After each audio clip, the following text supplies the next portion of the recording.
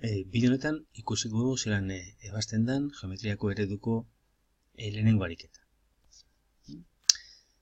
Bueno, hemen emoten dizkigute 3 puntu parametro batekin, vale? Eta eskatzen digute kalkulatzeko A, 3 puntu hauek lerrokatuta egoteko. Zer da bete behar dena lerrokatuta egoteko 3 puntu? Binaka hartuta malda bardina izatea. Orduan, A, B, zuzenki. Bere malda kalkulatzen dugu 4 ken aken bat, zati 3 ken minus bat. Hemen daukagu. Vale?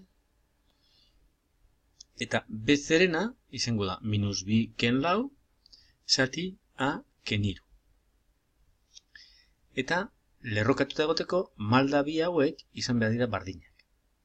Garatzen baditugu egin daitezken eraiketak, geratzen da 4 ken A gehi bat, beraz 5 ken A, hemen minus 6, hemen 4 eta A ken 3. Kasu honetan,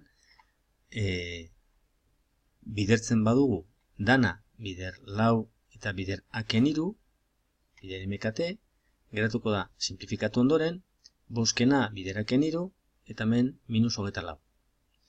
Edo, hauze, ona pasatzen badugu bidertzen, eta 4 ona pasatzen badugu bidertzen, geratzen da hau. Biderketa egiten dugu, kontuz, danakin bidertu behar dira, eta geratzen da, minus A berbi gehi 8 ken 15, minus 24 ona ekarrita, kontuz hemen ikurrekin, minus hau, gogoratu formulan bider minus bat ipini behar dugula behian, eta bakantzen dugu. Eta geratuko zaizkigu A berdin minus bat eta A berdin 2 aukerak. Beraz, ariketa egin da.